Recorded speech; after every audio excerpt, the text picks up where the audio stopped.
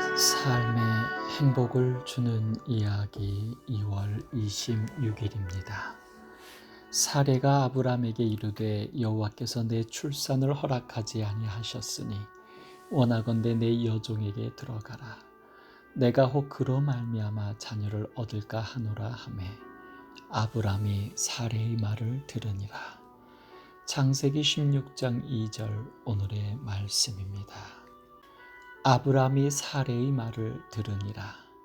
남편이 아내의 말을 들었습니다.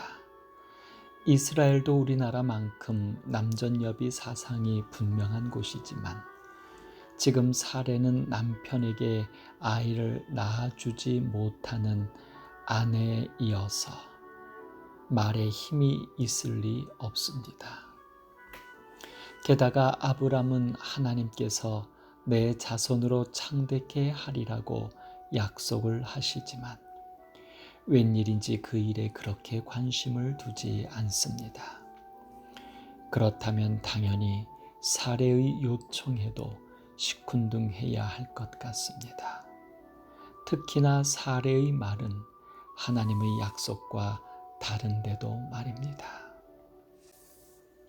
아니 그 아내의 말 속에 이미 하나님과 반대되는 선택임이 드러났는데도 말입니다. 그런데 아브람은 사레의 말을 들어주었습니다. 몇 가지 이유를 생각해 볼 수 있습니다. 자식에 대하여는 별 관심이 없는 듯 했지만 사실은 누구보다도 기다렸다. 혹은 하갈을 평소에 괜찮게 생각했다. 슬픔과 우울함에 작은 대안이라도 찾아 기대하는 사레의 안타까운 심정을 알았기에 들어주었다. 아쉽게도 당시 아브람의 생각을 알 길이 없습니다.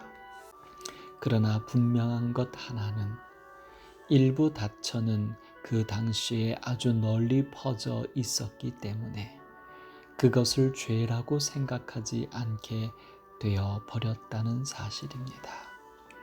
아브람과 사레도 하나님께서 제정하신 가정의 원칙이 있지만 그 시대의 사회적 관념에 젖어 있었던 것입니다. 이러한 결과는 하나님의 율법을 위반하는 일이었으며 가족 관계의 신성성과 평화에 치명적이었고 아브람과 하갈의 결혼은 그의 가정뿐 아니라 후대까지 나쁜 결과를 빚어내고야 말았습니다. 개미들은 줄지어 다니는 길로만 오고 갑니다. 그 길에 흙을 쌓아 놓아도 넘어가든 돌아가든 또 그 길입니다. 구덩이를 파 놓아도 흐트러짐이 없습니다. 테니스를 치려고 코트에 나갔을 때의 일입니다. 땅에서 하려면 횟가루를 기구에 넣어 줄을 그어야 합니다.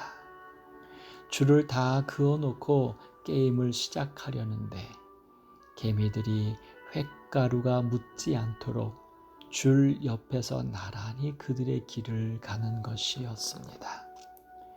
꺾이는 부분에서도 어김없이 90도로 꺾어 그들이 가려고 하는 방향으로 향하고 있었습니다. 결코 횟가루를 밟고 가지 않았던 것입니다. 그 길이 돌고 돌아 개미에게는 결코 만만한 길이가 아니었는데도 말입니다. 개미에게서는 부지런함만 배울 게 아닌가 봅니다. 아브람은 복의 근원이 되도록 하나님의 부르심을 받은 자였지만 개미만 또 못한 미진한 부분이 있었던 것입니다. 가야 할 길과 가지 말아야 할 길에 대한 판단의 착오입니다. 하나님의 부르심으로 내가 네게 지시할 땅으로 가라 하여 떠났습니다. 그렇다면 세상의 길에서도 삶의 길에서도 오직 하나님의 부르심에 순종해야 했습니다. 그런데 아브람은 그만 세상의 관습과 아내의 심정에 흔들려 하나님의 길을 잃었던 것입니다.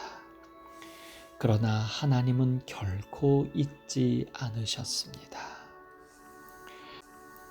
그리하여 아브람은 아브라함이 되었고 믿음의 조상이 되었습니다.